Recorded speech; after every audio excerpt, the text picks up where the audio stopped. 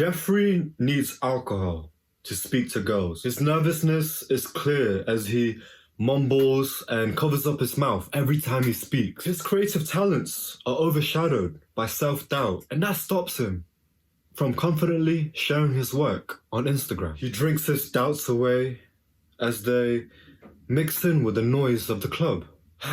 Jeffrey wishes if only he was confident. As we leave the deafening of the club, we find ourselves in the complete opposite. A deep, quiet space. Here in the soft glow of the setting sun stands a man, Adonis. On his journey of recognizing the importance of his work, Adonis views women as equal, eliminating any nerves. Adonis doesn't need alcohol to speak to women, and that's exactly why they're drawn to him. He speaks with conviction and enthusiastically promotes his work because he believes his work, his art, is important. He believes his work is the reason why he is on this earth. There I was, holding tight papers and passport. I wasn't at the airport. I wasn't going to Mallorca. I was waiting in line at the high school reception desk. My heart pounds the bass in my chest as I replay past failures in my head. I've dropped out of high school twice already, but here I am, attempting for a third time. This right here is a snapshot of a life-changing choice. I remember that day. The admin going over the agreement, helping me enroll back to high school. They explained to me that if I didn't make 28K within a certain amount of years, I didn't make 28K, it would just all go away. The loans, the stuff I have to pay back, just gone. Just disappears, right? Wait. Pause, no. Pause the video. So what you're telling me, Mr. Officer Admin, is that if I aim low enough, I'm good. I get a get out of jail card. If I become a really good bum, I'm rewarded. I'm rewarded for having low expectations for myself. Instead of being motivated to go beyond this goal, I was settling into the comfort of low expectations. I thought, cool, if I aim low enough, then I'm good. I don't have to pay any of it back. This moment captures perfectly the low expectation I had on myself. And not only the low expectation that I have on myself, but the low expectation I have for my future. My self-esteem is worth more than 28K. I'll take 29K. Yeah, send me a DM. I'm gonna take you a few years before that story. We were on the bus. It was an ordinary late autumn day, somewhere in the late 2015s. My mum sat next to me, and her silence is speaking volumes. Silence was actually very sharp, silence was kind of deafening. Like, do you ever have it like an awkward conversation? It was like that, especially when the bus was quite noisy. The silence from her was so radiating. She already knew. As I watched the world go by through the frosty windows, it hit me. I was about to drop out of high school again. The realization, the cold, and the fact that it was actually freezing outside started to settle in. I'll never forget the look in my mom's eyes on that bus. It sparked a drive in me. You know that drive you get when you kind of like don't do well with girls, or you get rejected one too many times and you kind of like get pushed to change your life? That, but times 100. This was more than a rejection. This was more than making my mom feel disappointed. This moment did not make me want to be better. This moment wanted me to have a new life. No more bummy stuff, no more low expectations of myself, no more distraction and overwhelm. And what was frustrating is I was distracted. I didn't know what to do. Let's change up the situation. I see you getting cold. Let's get away from the frosty cold, and we are a few years later. It is Valentine's Day. A vibrant, cozy Valentine's Day. And not only that, I actually had someone to spend it with. I come home to my bedroom and there are presents on the bed. Bro, I don't get treated as good, bro. My girlfriend showered me with thoughtful gifts. Well, what gifts did she give me? She got me NBA 2K19 for the Nintendo Switch, Legends Edition. The one with Shaquille O'Neal, yeah, Legends Edition. Supreme headband, classic, can't go wrong. Fair play, fair play. And my favorite, M&Ms. Of course it's the yellow ones, sometimes the blue, but yes, the yellow ones. As I raised my eyes to say thank you, something disgusting happened. I'm literally getting sweats thinking about it, bro. Instead of seeing her loving eyes looking back at me, I saw the Instagram model that I had bussed to earlier that day.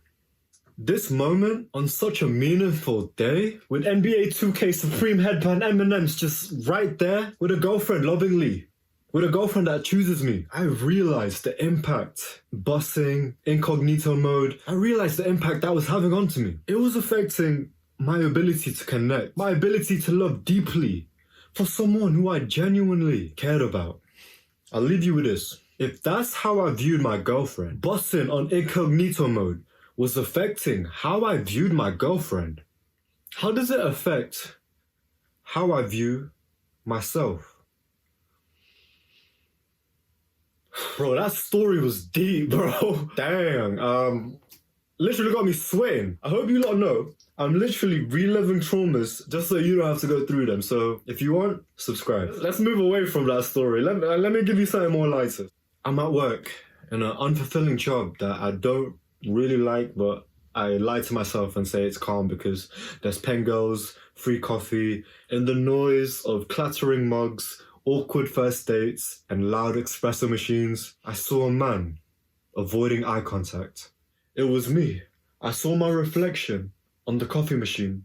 I was avoiding eye contact. As the customer was telling me their drinks order, I was looking away. Can I get a caramel frappuccino? Soy milk is okay, I'm just like the preference. And I was scared to look them in the eyes. In this realization, no Beatrice, I don't care about your caramel frappuccino. In this realization, I thought this avoidance to a customer, the fact that I couldn't even look them in the eye, this was holding me back.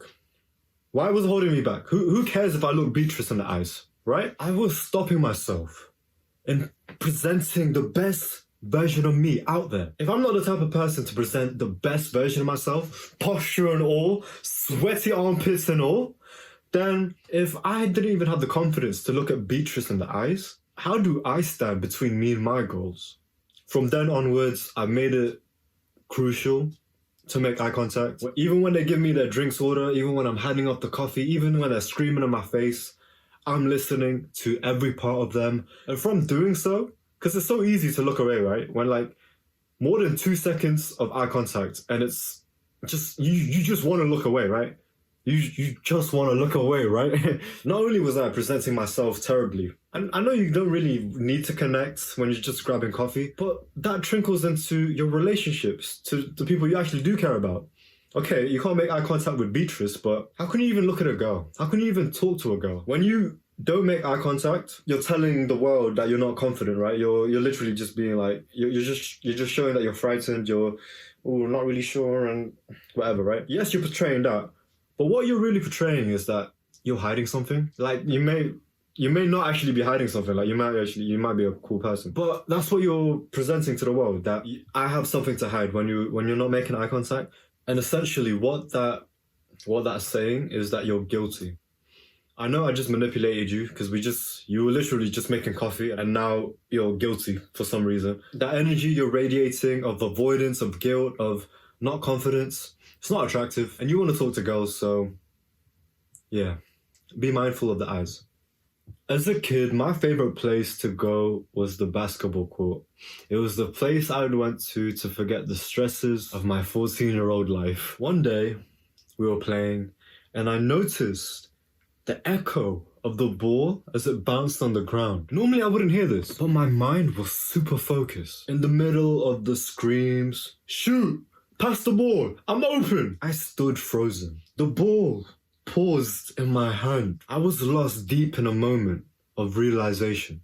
Sounds like a normal Tuesday. I looked up across the court at who was guarding me. A leader, a childhood friend. A sudden clarity hit me like a fast break. This friend, who I've shared endless amount of fun games with, is holding me back. The echo of the ball just kept getting louder. Even though we had a good time together, we enjoyed kind of like the same stuff, and there's that element of losing a childhood friend. The negativity from this person, the low expectation, the bullyings I had to let go to become a better person.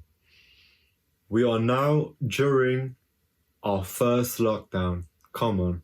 And it was during a time when we were just allowed to go outside, very fresh, right in the middle of lockdown. I hadn't seen this guy I hadn't seen him for a while. As I was getting closer to the path, his energy was different. He was just basically a different guy. He's never like this. So I come up to him and I approach him. And as I get there, he doesn't say anything for 3 minutes. He literally just still, no movements, no. He wasn't listening to music, he was just there, like a monk. When he broke his silence, the thing he said when he broke his silence, I've been researching some stuff. What he meant by research is really he just went down a rabbit hole of spiritual YouTube videos, kind of like what you're doing right now. And then as we get deeper into the conversation, he asked me one thing that has truly changed my life. If he didn't say that, I probably wouldn't be here talking to you. I probably would be, so much so that it benefits my wife, my kids, yes, my future wife and kids I ain't even met yet. It's benefited them. He asked me, what is your purpose? Now I started to become silent. I'd never asked myself that. I was too busy in the matrix to actually question myself. Like, yeah, dang, why am I on this earth? Like, why am I on this earth? Do the 9 to 5, study for 15 years, graduate, work a job you don't like, and is it that? Is that my purpose? And since then, every day I ask myself, what is my purpose? You have this one big major purpose, and then within that you kind of just have like little smaller purposes. So with this YouTube channel, because I've realized what is actually important to me, I've cut out literally everything that does not serve me in that purpose. Now that I've cut out the BS, I actually have time to work on stuff that I love and I'm passionate about. I'm able to work deeply in those things. Before, I never realized why I wasn't progressing. It's because I had so much noise and uni lecturers' opinions affecting me, and social media, oh, this guy is bigger than me, and oh, this girl's hot, and what if she rejects me? And like, they may mask as my purpose, because, you know, I want to get hench for the girls, but that is not my purpose. What's yours? Why are you on this earth? Imagine this. You know, on Instagram, you know the little button that you click that lets you post like photos and videos? Imagine this, yeah, my thumb hovering over that button with doubt, questioning myself if I should post this. I was hesitant to share my work online, and it was irritating because I know my work is valuable, but yeah, these doubts in my head were stopping me. And it was just adding to the frustration because online gurus and uni lecturers were telling me, post your work online. You need to get your work out there. And I knew how important that is. I had doubts like, what if it isn't good enough? Other people's work seem better than mine, so why should I post? Man, what if people don't like what I created? Then I came across a book, The Magic of Thinking Big. I was reading it during a train ride, surrounded by autumn colors. And in the book, there was a specific part that made me believe my work is important. Because when we believe our work is important, we see beyond limitations. No more these limitations, these doubts. We see beyond that. They still are here, but because you believe your work is important, okay, these doubts can no longer take control of me because my work is more important. Once you believe your work is important, the opinions from your mom and her mates no longer affect you. And I know how much the aunties affect you, bro. That's why you're in this video. We start to see the BS behind other people putting you down. Believing in my work, it has cleared my head so much because I believe my work is important. If it is not my work, it can be destroyed. The toxic comments, the friends, the relationships that's not serving me, they can be destroyed. And when I realize I'm focused in on the thing that truly matters, the noise around me, the doubts that my dad gave me when I was 4 years old, does not matter. You think your art is valuable enough so to share it to the world? I want to give you an example of why believing your work is important with this YouTube channel. So before I had the crap goal, the low expectation goal of, I guess I'll post maybe 2 videos a week because like algorithm, and then I want, I don't know, 100k subscribers because like, yeah. If you asked me what my goal was 2 months ago, I would have said that. Exactly like that, bro. Can't lie. Compare that to me now, right? Oh, what's the point of this YouTube channel? I want to help young men who have had similar childhood traumas, and I want to destroy their childhood traumas so they don't have to bring it on for the new generation. Essentially, I want to cut the cycles of generational curses. I'm not going to get into the full story, but I had a childhood trauma experience that involved a broken plate.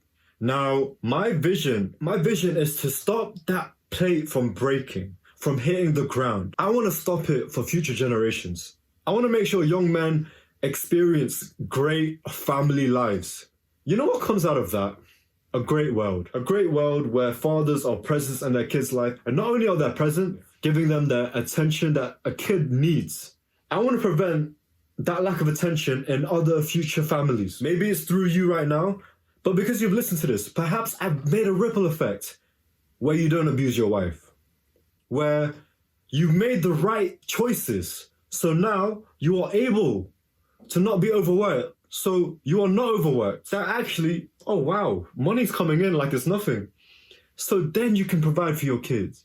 So then you can give your kids the attention that they need. So now you can give your kids the attention you never got. See what the difference is right there, bro? A YouTube channel, 2 videos a week, 100k subscribers. I want to save your life. Make sure you comment, like, share, and subscribe. And I want to make sure you don't abuse your wife. I want to make sure you don't cheat on your wife. Make sure you comment, like, share, and subscribe, and hit the notification bell. I want to make sure you enjoy your days. You want to get out of bed. I want to ensure you want to get out of bed. See what the difference is now?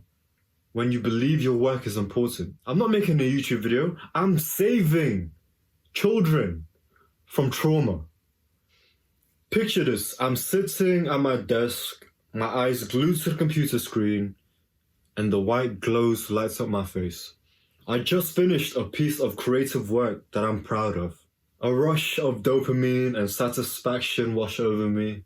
But then the self-doubt creeps in. Is it good enough? Oh, what would people think? Will people like it? A way I've used, and I'm giving it to you here for free right now, is to treat those doubts how you would a toddler's tantrum. Did it process for you yet? Treat those doubts how you would a toddler's tantrum. I've learned to approach these doubts, these thoughts that essentially they're limiting me. They're stopping me from posting that thing, from putting my work out there, to dreaming big and actually believing I can get my goals. There's one thing to believing you can get your goals, but before that, you must actually believe you can dream. You can actually have good dreams rather than, oh, I want to get a job out after uni. After uni, I want to get a good job. Rather than that, there's a version of you that has big dreams and believes that they can achieve it. So when these doubts come up, and I work in a coffee shop, but you might have been in a coffee shop or a restaurant and there's a freaking crying baby and they're freaking loud and they're so disruptive and so annoying and you're just like, oh, shut up, bro. You don't really take it seriously. It might be a bit annoying, but you don't really take it seriously. If you're the parents of those kids, you know they're not gonna die. The parents don't really take it seriously because they know they're not actually in a dangerous position to be in, right? Just because they're having a tantrum and the kid believes it's the end of the world, the parent knows that they're actually safe. They're still safe. They're not dead. Like, I assume you want to have a family, right? That's the value of yours, is it not?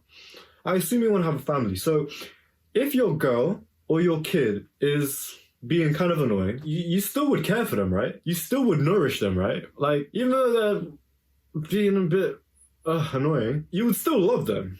right? And the reason why we care so much about these doubts, we care so much about what other people think about us, is that if we fail, oh crap, we did our parents wrong. If we fail, oh crap, we failed in front of our peers and we're not accepted anymore. Let me translate that for you in caveman. So the reason why you think, oh, what will people think of me, and all of this? You think like that because you think like a caveman. You basically, like, we've not developed that much, bro. We've really not developed that much. So we still got those primal characteristics, right? To survive, we must be in a tribe with other people just to survive, right? Like, simply putting it, just to survive, we need to be accepted by people or else we get left behind. The modern version of that is not being accepted online. So your brain is telling you that you're not safe. Even though you're in a nice comfy bed with soft freaking pillows and a freaking roof and clothes you don't even wear, you're freaking safe, right? But your mind is telling you that you're not, because, oh, what if this person doesn't like what I do? And essentially is that you don't want to get kicked out of the tribe. And this is very normal, because this is how we survived. But if we don't realize that, if we don't realize why we're feeling anxious when we're posting online, that's literally just going to stop us from getting anywhere near our dreams. And now you know. Now you know the reason why you feel unsafe in your comfy bed is because of the doubts of your caveman brain. So when your literal survival instincts kicks in, right? Oh, what if someone in real life finds my work? And then just notice that every doubt you have is basically not disappointing your parents or not disappointing the people around you. And when those survival instincts kick in, just remind yourself that you and your child are safe. Now I want to take you to a road trip. It's 2020. Where a holiday could mean a walk in the park. And there's me, on a quiet car ride back from Wales. I found myself deep in thought. My girlfriend was asleep on my shoulder, my brother on TikTok, and my parents were chatting it up in front of us. During this already peaceful moment, I decided to do this thing called meditation. A YouTube video at the time told me that meditation can get you rich, so that was enough for me. I kind of knew about the calming benefits and stuff like that, but the video told me that millionaires have a meditation practice of some sort. And as I kept meditating, I started to see big changes in myself.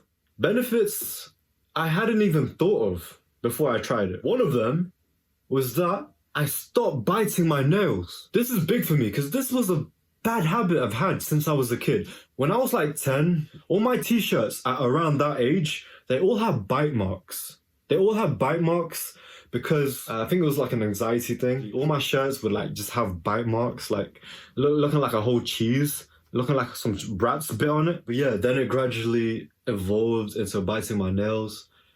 When I was like 16, I tried really hard to not bite my nails because my girlfriend at the time, like she was just kept saying like, yo, stop biting your nails. So we like even did nail varnish, and not just any nail varnish, bro. You know the nail varnish that tastes bad? The one that tastes bad when you bite your stuff? We tried that and I just gave up. I literally just gave up on fixing not biting my nails. I was so shocked just to find out, like, maybe it was like 6 months or a year later from when I meditated.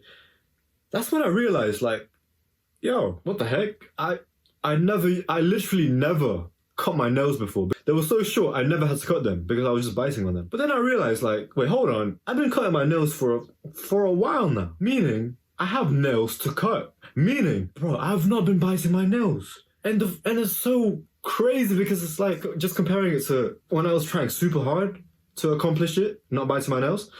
And then compare it to not even trying. Meditation is one of them things that just literally changed my life, bro. Literally changed my life. I'm not trying to convince you because you're probably too overwhelmed and distracted. But if you are overwhelmed and distracted, what do you have to lose meditating? Like, what do you have to lose? If you're already distracted and overwhelmed, what do you have to lose? Because I realize now that It's been a few years since biting my nails and stuff. I realized that it wasn't actually, like, when I was trying to fix it with nail varnish, that's the surface level stuff. That's the external materialistic stuff, in a sense, right? I was fixing the outside. But really, it was the nervousness and anxiety and the childhood trauma that I had to fix first. And then just so happens that meditation, casually, I'd be destroying childhood traumas, stop biting my nails, and getting rich at the same time. Hey, win-win, can't lie. I've been telling stories from my childhood and a while ago. This story happened this year, not too long ago, like a couple months ago. Very fresh in my head. It was one normal day at university. There I was, returning a camera to the equipment room. This room was always full of life. From students returning and borrowing equipment from all grades and different courses as well. So at the center of this action is a G, a wholesome man, a kind heart. We'll call him David. He manages who borrows equipment, who returns what on time, and this and that. Even though he didn't teach, naturally he would just be engaged with students, right? Students telling them about what shoot they've been on. And after the summer break, I bump into David to return the camera. There's me with the camera bag, making sure I've got all the SD cards, I've deleted all my nudes, I've formatted it all. Everything's there, right? Everything's cool. And what David said to me next really surprised me. Because it was quite wild. It was very random. I was literally trying to sort out the equipment, making sure it's all good for the next person, right? He says to me, "You know what, Teddy? I can see you coming back here one day driving a Lamborghini." Wait, what? What? Lamborghini? What the? Wait, bro, wait.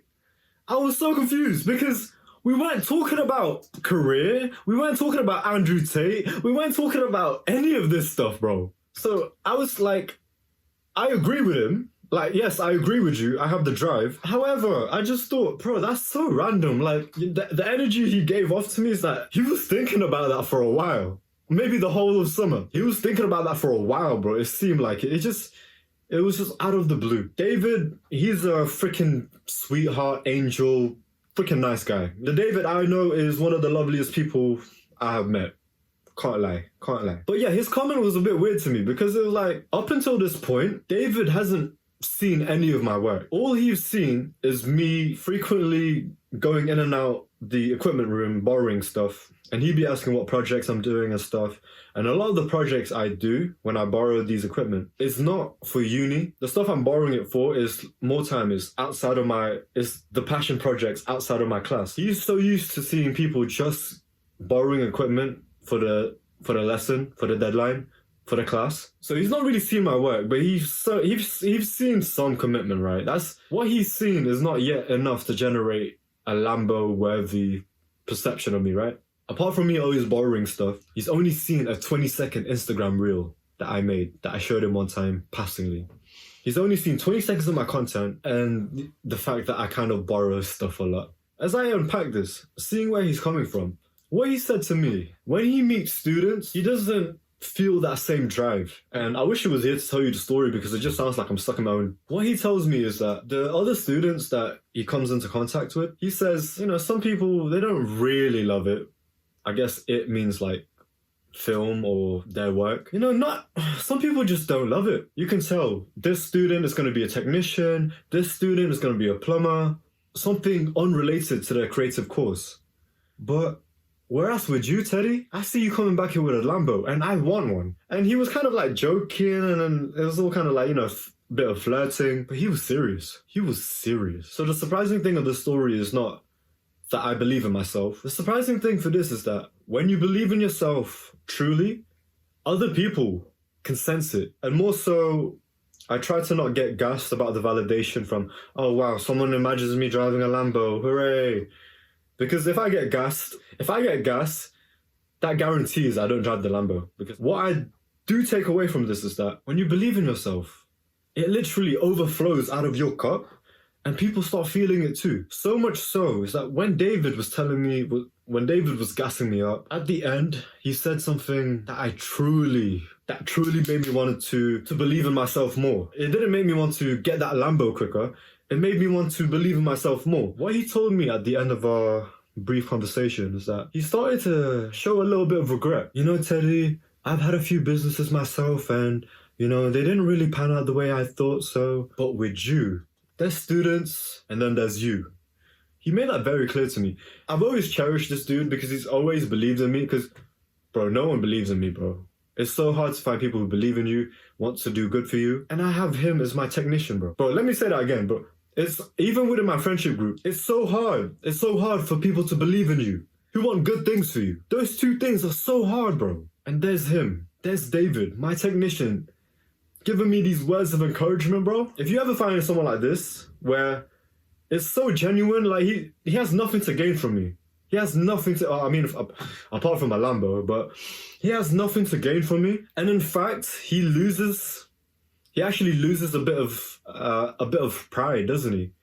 When he says like, oh, yeah, I did try to do some businesses myself. Bro, deep it. A grown man being that humble to big you up. Oh my goodness. For him to put down his ego to bring me up. If you ever find a David, God bless for all the Davids in this world, bro, because they have nothing to gain and they literally are just willing just to, I wouldn't even say spread positivity, but just, you know, these little encouragement on this long journey, on this 20-year journey, these little encouragement and these people that believe in you and want good for you, these are the true treasures. All of this to say, when you believe in yourself, so do other people. Here's another story that was not too long ago. At the age of 21, I had read and completed my first book. Before that, I would read a few pages, never read a book again. At 21, it took me 2 decades to finally complete a book. Not only did I finish a book, but I really felt like I had a new chapter in my life. Why this was such a unreal feeling to me is that I just thought I couldn't read. I just didn't have the belief. I just thought, oh, yeah. My attention, I can't read. Why? Why did I think that? Yes, my friends had the similar belief because I attract similar people. Because my friends were just like, oh yeah, I can't read. So that's my friends. The main reason why I didn't take books seriously is that growing up, my dad would make passing comments about how he can't read. Like, that's it. Like, he wasn't bullying me or anything. He just said he couldn't read. He never said anything about me. He just said he couldn't read. But naturally, being that's my dad, I didn't question it. Okay, genes. I can't read either then. Cool. Am I making sense to you? Like, because the people in my life, I decided to let the people in my life decide if I could read or not. I was given my knowledge into the hands of other people. So for the longest time, I just didn't think I could read. And then I watched another YouTube video. It was called something like Top 10 Millionaire Habits. You know those kind of videos. You know those kind of Top 10 Things Millionaire. Top 10 Things Millionaires Do. Top 10 Habits Millionaire this and that. And basically, they're all the same list. They're all just in different orders. But basically, those top 10s are basically all the same. Read, sleep, exercise, meditate. But during the time when I was new to it, there was one that stood out very vividly. And it was meditation. And in the list, there was reading as well. But I thought, reading, mental capacity, whereas meditation, I just had to sit there and close my eyes. Of course, I'll choose the easier one, right? So through the pursuit of getting rich via meditation, my mind clears. I start to question myself, right? I start to question literally everything.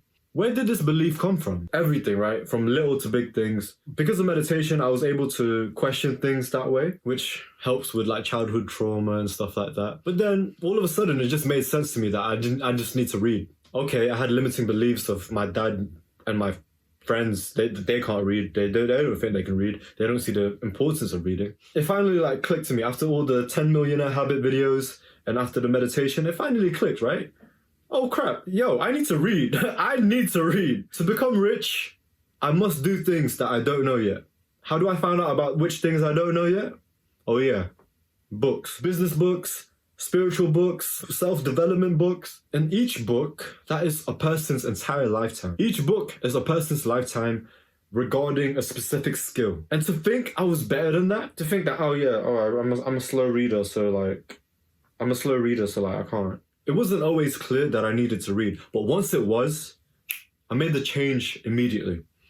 Again, it came from wanting to become rich, and then I found meditation, and then it just clicked like, yo, okay, if I want to be rich, I need to know how. Simple as. At that point, I didn't care what my English teacher in year 3 told me. I don't care about what my friends think. I don't care about what beliefs my dad placed on me. I just needed to read. And so I did. That day when I completed my first book at 21, I thought, what else can I do? What other limiting beliefs are holding me back? If I didn't think I couldn't read for the longest time, what else is holding me back? And that just leads back to me just asking myself, what is my purpose? And to become a confident person, question your beliefs. I didn't need to question my dad because he was my dad, right? Up until I actually matured and realized like, okay, maybe that belief doesn't serve me. So it's not yes or no if you question your beliefs, but to what level do you question them? I want to take you back to when you were a young child in your childhood bedroom. And what was the thing that you loved to do? So much so that when you did it, you lost track of time. Maybe it was just having a pen and a paper and just drawing away. For me, I remember when I was 10, using my parents' iPad mini, I would just make YouTube videos on the iPad mini. I would record on it, I would edit an iMovie, and then I would upload it all on the iPad. Just very basic stuff, right? Like if you're a young kid who likes drawing, all you really need is a pen and a paper, right? Then that young kid who likes drawing, they go to uni to study arts. And then they get exposed to all these new fancy equipment, all the new drawing tablets, all the cool computers that have all the Adobe programs and all the other hundreds of programs that I don't really need. These hundreds of programs that I need years of learning to even be kind of good at it. You get overwhelmed, right? No longer is it just a piece of pen and paper. No longer it's just shooting on your iPhone. Because now you're aware of the new things that are around you, the latest state-of-the-art, whatever the frick that the university is selling to you, right? Because you're progressing, right? You think, oh, now I'm at uni. Now my work, at minimum, needs to be used with fancy equipment and the fancy drawing tablet. Even though you literally have a pen and paper right there, no longer can you comfortably use your pen and paper because you think, oh no, I need the new stuff. I need a new phone. I need a new laptop. Being exposed to uni or YouTubers' camera gear lists, you just think you need more. You need the next thing. And on top of that, your creative work now has to be marked against some marking criteria, and it has to be sustainable for some reason. And now you need to do a health and safety risk assessment. Like, damn, bro, I just wanted to make some fashion. I just wanted to make some film. I just wanted to make some art. And now I'm overwhelmed. Now that young kid no longer feels that they can do meaningful work because of the noise. So with me, I literally got rid of my £2,000 camera. So the main purpose is that maybe more stuff is not what you need. You think you need a new iPad, a new laptop, a new camera. Really, you don't. You just need to sit down and do your work. Because right now I'm shooting on an iPhone 4. Right now I'm shooting on a 7-year-old iPhone. And my work has been the best it's been so far. And not only that, the level of fulfillment that I get from my work, oh my goodness, I just feel grateful that every day I can wake up and choose to do things that are fulfilling to me and meaningful to me. And when they're meaningful to you, it doesn't matter if it's iPhone 5S or whatever the frick. Is your message being spread? Are your values being spread? Doesn't matter what phone you have. Are you still in touch with that young kid when they were in their projects, when they were in the middle of their art? They just lost track of time. Because, and I'm grateful to say this because I know not everyone has this, because just from speaking to other people around my age, they literally they view their work, even though they're studying a creative course, they view their work like it's disgusting, bro. Like they view their work like it's disgusting. But I'm grateful that I haven't lost that kid in me. In fact, I've continuously honed that childlike cool with the pen and paper. I'm glad I haven't lost. And if anything, I'm actually evolving that child in me who didn't really care about the equipment. They just wanted to make art. So eliminating stuff may actually serve you. So instead of chasing for the new thing and having that as an excuse to not do your work, because your phone is probably better than mine. Your phone is probably more than capable. The features that you have on your phone are more than enough. I promise you, they're more than enough. So eliminating stuff may serve you because the mental capacity you're spending on not being enough, oh, I need the new thing, I need the new iPhone, I need the new this and that, that's taken away from the time you could have just sat down and be creative. Oh no, but I really do need the new laptop because then I need the new version of the software. No, you're coping. It's okay to cope as long as you realize it. But if you're lying to yourself, then you can't help yourself.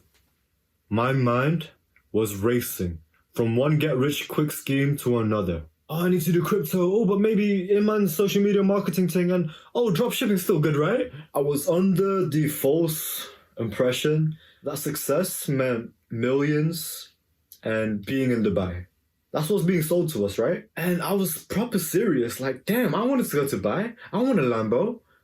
I don't know why though, but I want to be in Dubai. Like, yeah, it's cool. No tax. Yay. Woo. Was that what I wanted? Or because a YouTube video told me I wanted that? During a peaceful walk in the country park with my girlfriend, I paused. I look around. I look at the ground. I look at her. And it hit me. My life at the moment is the goal I'm chasing. I was so set in that mindset of hustle, grind, to be in Dubai, for the Lambo. But when I realized it, yeah, the sun is hitting us nicely, the trees are looking freaking greener than usual, the leaves just rustling and it's so calming. I'm with a loving girlfriend on a walk. Everything that I wish for. Genuinely, I have right now. In the midst of the chase to the millions, I must not lose sight of what is important. The goals I have, truly I want the feeling that these goals provide me. And I have it right now. Why? What do you mean right now? What, you already have a million? You already have a Lambo? What are you on about, bro? I'm chasing freedom, but it translates into Dubai and Lambos and stuff, right? But really, I just want the freedom, the feeling.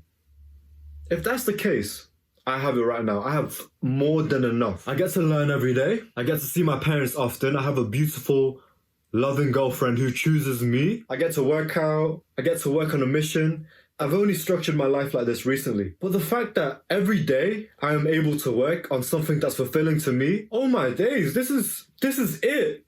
This is the dream. This is the Lambo, the thing that we're sold to. This is the feeling. Because you know what happens when I get that Lambo? You know what happens when I get my first million? I don't have a Lambo in that color. Oh damn, maybe I need a new watch as well. $1 million is nice, but 10 million sounds even nicer, doesn't it? We're always just gonna want more. Remember when you were, like, I don't know, 15, 16, you really wanted a job? Like, you really wanted like a job in the mall. You wanted like a Urban Outfitters job, or you wanted to work in Starbucks or something, right? You really wanted that. You freaking handed out your CVs to like plenty of places, and like you really wanted a job.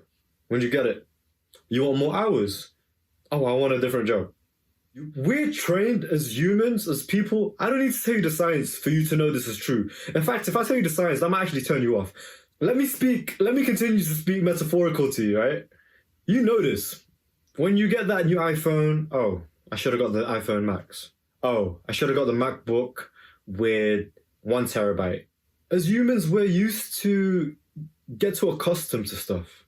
We're used to getting stuff, then getting used to it, and then wanting more again. But when you know that, you can kind of hack the game, can't you?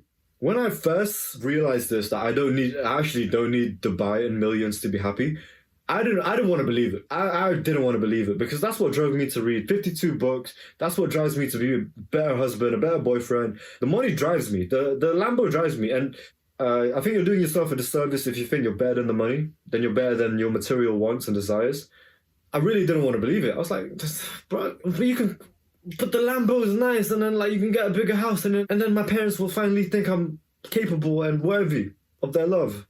So when I had this realization, like, bro, maybe the Lambo and the millions is not what, maybe that's not really what you want. And I asked myself this like continuously, like when I first had this realization, I literally like drilled myself like, okay, bro, are you lying to yourself? Are you lying to yourself? Are you lying to yourself? Are you serious? Like, you really believe your life right now is better than the millions and the Lambo? I genuinely couldn't believe it to be so. That's why I question myself so many times. Like, okay, bro, you must be lying to yourself. No way you believe that $1 million right now is not gonna make you happy. No way you don't believe that, bro. After literally spamming myself, like, yeah, bro, do you actually believe this? Do you actually believe this? I genuinely believe this present moment is way better than the future that I'm holding off to be. Because when we're holding our happiness until we get that Lambo, until the millions, we're basically telling ourselves that, all right, bro, for the next 10, 20 years, up until you get there, you're going to be unhappy as fuck. Until you get the thing you want, the girlfriend, you're telling yourself, all right, until then, you're going to be unhappy. You are promoting the lack in your life, which, I can't lie to you, is a freaking good driver. Running away from pain is going to serve you much better than chasing dreams. The goal isn't actually the million, the 10 million, the Lambos. Really, it's the freedom of choice, isn't it? Really the freedom to wake up and decide to and basically just decide to do whatever you want, whenever you want. Ultimate freedom. You're not on the boss's time. You don't need to clock in, clock out. That's the true freedom. Choice. When you want, whenever you want. I realize I can do that right now. I get to wake up, work on something that is so meaningful to me and is fulfilling to me that I can do. For example, I've been working on it's 5 p.m. right now. I've been working on my YouTube channel today, 8 hours. It felt like 2. It felt like 2 hours. Like when I started recording this video, it was light outside. That's what we really want. You may decide to find out after you get that million, or you can decide right now. But let me tell you, when you hold it off until you do get a million, I can predict that the void you will feel is going to feel much bigger. Why? Because you thought 1 million, or the Lambo, or the girlfriend, or the 6-pack, you thought that was going to save you. So when you get there, when you make the millions, when you become the person that makes the millions, that void is going to be much deeper. Because you realize, dang, money doesn't actually fill that void. Money doesn't actually fill that void. And you've worked so many years, so hard. The sacrifices you made to realize that this thing you've been chasing wasn't actually that fulfilling to begin with. This is why you see depressed millionaires. They've been holding off their happiness until they get the thing. Chasing money, so they go into a business that they don't really like, they aren't really fulfilled. It's not something that gets them out of bed. But they're disciplined though. They're disciplined to make the millions. Disciplined enough to get there and realize, yeah, maybe I should have said I love you to my parents more. Maybe I should have focused on my relationship just a bit more. Maybe I shouldn't have messed up my health in pursuit of this goal. But you tell me, let me know in 20 years if the millions was worth it, yeah? You tell me. Since I've had this realization of Dubai and millions is not actually what I want, guess what? Do you think I have worked harder, or do you think I've been slacking? Do you think I slacked off because, oh yeah, the millions is not really what I want? Do you think I've worked harder, or do you think I've been slacking, huh? Ever since I realized this, that money doesn't actually make you happy, you can choose to believe me if you want, I've been more satisfied than I have been my entire life. Because ultimately, we want choice. If I continue to chase money in a crap way, if I continue to chase money, I would be getting more hours in my Starbucks job. I would be thinking that uni's gonna save me. I would be clubbing several times a week because I wasn't satisfied with my life. But no, I have fulfillment in my life, so I don't need social media. I've not consumed one piece of Instagram stuff, not a story, not a post, in half a year. I was only meant to get off of it for 1 month, but I've seen the mental clarity it has on me. It's going to be longer than that. But because I've structured everything around my purpose, the thing that truly makes me happy, I get to work out every day. I get to decide to work on my work every day. I really find my job at Starbucks unfulfilling. It's okay. It's calm. It's actually quite easy sometimes, but it's very unfulfilling because it's not my purpose. As I transition myself out of a traditional job, the unfulfilling job is that much more bearable because I am on my purpose outside of that job. This doesn't mean stop working harder. Because I've been more fulfilled and I get to choose what I do, I get to structure my days around my purpose, and I get to choose things. I get to choose things that I can get to work on, those things that possibly could make me $1 million. But even if I don't, I'm still fulfilled from the work regardless. In that case, I don't need money, do I? Who's more fulfilled? Me right now, living in my parents' bedroom, getting to work on my task every day, or the millionaire who has to work because as their lifestyle increases, oh, now they have to work to pay off the Lambo, to pay off the big house, to pay off their kids' designer clothes. They have to work. They have to work. That doesn't sound like a choice now, does it? Not only am I getting fulfillment from my work, putting in the hours, but it doesn't actually feel like hard work. As I mentioned, I've been working on this for 8 hours today. Feels like 2. To wrap this up, I want to tell you a story, again, that was not too long ago, earlier this year. I found myself in the university editing suite. This is a hot spot for the film students. It was my 2nd year and the room was buzzing with a mix of creativity and deadlines. In the middle of this organized chaos, there I was. I was editing an Instagram video. It's a passion project of mine. It's not for a class or a deadline or anything. Imagine, I'm there, laser focus, deep and flow. Suddenly, a final year student approaches me. The stress of deadlines, you can see it in his eyes. Or maybe that was the weed, I don't know. He looked at me, saw what I was doing, saw what everyone else was doing, and said, I wish I was in your position.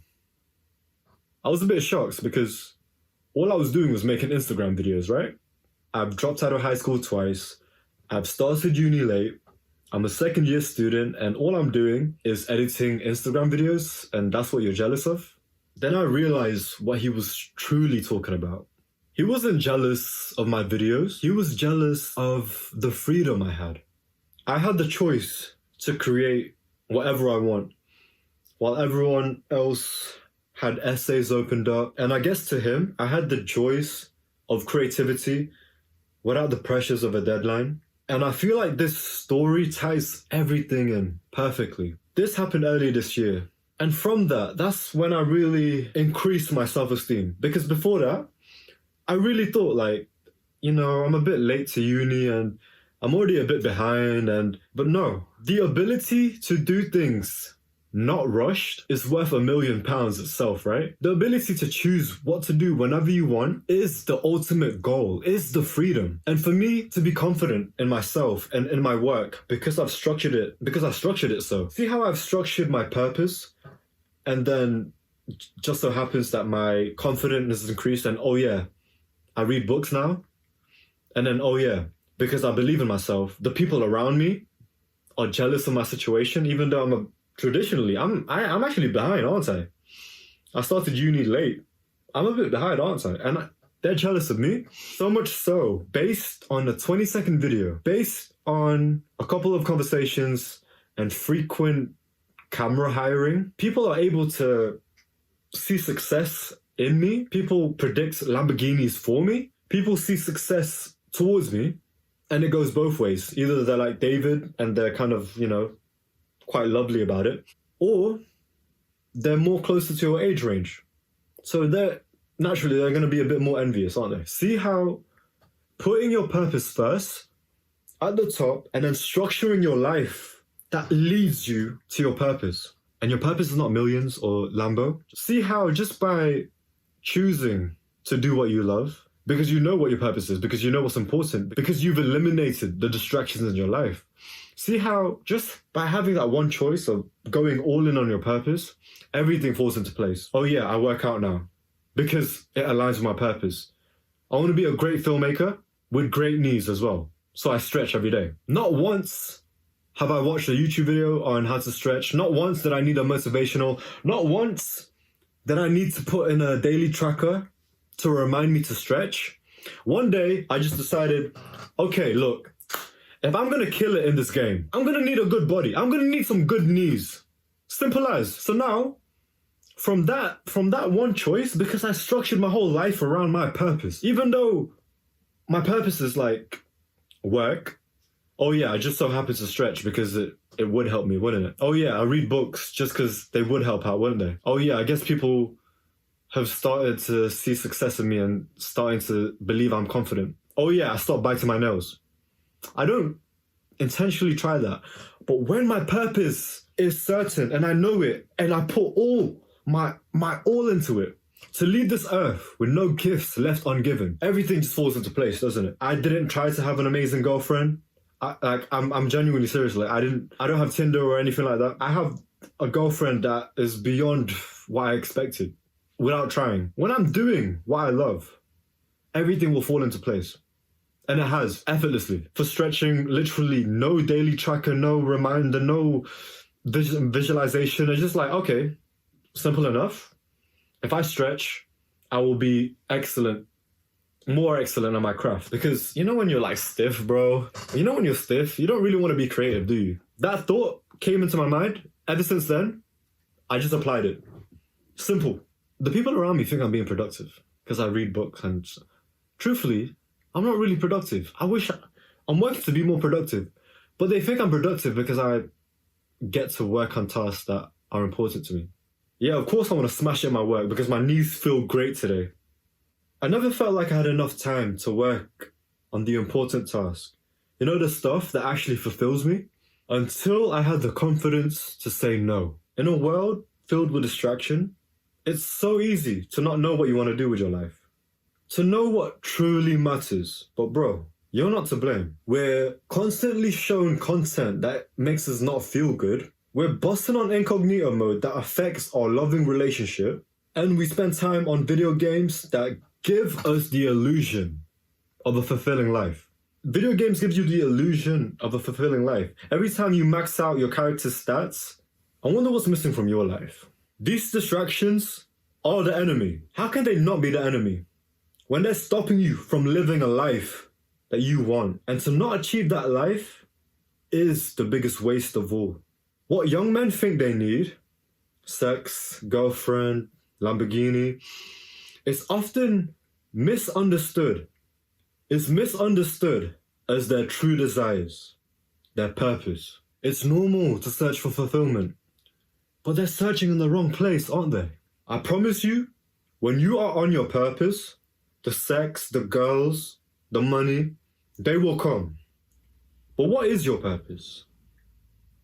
What's considered normal is a false narrative. Normal is living 2 paychecks away from being broke. Normal is being overworked, that you can't give your kids the attention they need. Normal is not knowing what to do with your life. They want you to believe that your self-worth is tied to a piece of paper that you get after 5 years of school. Finally, you got that piece of paper. Now you deserve love. But that is far from the truth. But you already knew that, didn't you? Don't let this noise drown out your inner voice. The young kid who forgot about time when he had his pen and paper. Don't let these distractions lead you away from your dreams. You're not alone in the struggle. And you're not to blame. Because we've literally grown up in these distractions. But every second you spend in doubt, you're missing out on opportunities to grow, to achieve, to turn your dreams into reality. Your choices have a ripple effect. And they don't just affect you. But what about your future wife and kids? Do your parents right now have the time while you figure things out? Because last time I checked, they're getting a bit old, aren't they? Consider the price. We went to uni and we overlooked the 30k tuition, didn't we? So let me ask you this now. Consider the price of not making a choice to take control of your life. And remember that not achieving your goals is the biggest sacrifice you can make. A simple yet powerful tip. It's so simple that I want you to come closer because it's so simple it's going to go over your head. That is to smile. I'm going to repeat it because it's so simple it's going to go over your head and you're going to forget about it in the next YouTube video you watch. Smile. Let's start there. Because right now, as you're commuting home, on the bus, you probably right now have bad posture as you're playing NBA 2K Mobile, right? I'm not telling you to stop those things. As you are doing them, in the corridors, between your coffee breaks or whatever, when you're playing Clash of Legends, when you're playing NBA, even if it's bad posture, right now, you want to talk to girls, but how can you talk to them when you can't even look them in the eye? How can you talk to girls when you have really bad posture and you're not very welcoming like this, are you? How can you talk to girls when you can't even talk to the old man walking down the street? Start smiling at everyone, the postman, the elderly lady, the bus driver. And I want you to treat a smile like a gift. When you give a gift, you don't expect anything in return, right? Because when you smile in your everyday life, if you work in a customer service job in Starbucks or when you're commuting to work or when you're at uni, I want you to treat it like a gift. When you smile, don't expect, literally do not expect the other person to smile back. Why? Because that's going to discourage you. Oh, he must think I'm a weirdo for smiling, so I'm not going to smile anymore. That's not what they're thinking. They're probably too deep in their own thoughts. Something crap happened in the morning and they're late for work, and whatever the reason is, you're not to blame. There's nothing wrong with you for smiling at them. It's a gift. It's a gift. Right? You don't expect, it's kind of like, you know, when a guy approaches a girl and when the girl rejects them, they're just like, oh, you're ugly anyways. It's kind of like, you're doing that. You're being the weird dude. You're being the weird dude who, because they got rejected, they now they're no longer attracted to the girl. Keep smiling, because people will smile back at you. And when they do, I want you to acknowledge how you feel. And when you're just smiling every day anyways, so when you're not smiling at anyone, but when you're smiling and you're just on your phone, feel how much nicer you feel. Once you have that energy of not feeling like crap because you've been smiling, notice how much more energy you have to talk to that girl, to work on your passions, to actually believe your work is important, and therefore you're just naturally just sharing it. That smile you have is that same feeling you need to gain the confidence that you need. It starts from that smile, doesn't it? So in your everyday life, smile. When you're watching a video, you'll probably be watching a video like this, probably right now. Just hypnotize. But the more you can remind yourself to smile, even though when you don't really feel like it, I bet you're going to feel much better. You're going to feel much better, which leads less BS, less doubts, for you to actually be able to accomplish your dreams. Have all the sex you want. Make millions without that strain, without that grind strain, that hustle strain. You want to be confident, right? Let me give you a reason. Imagine your child coming home from school. They're being bullied. Are you the type of person that they can talk to this about? Or will they hide their pains like how you did with your parents?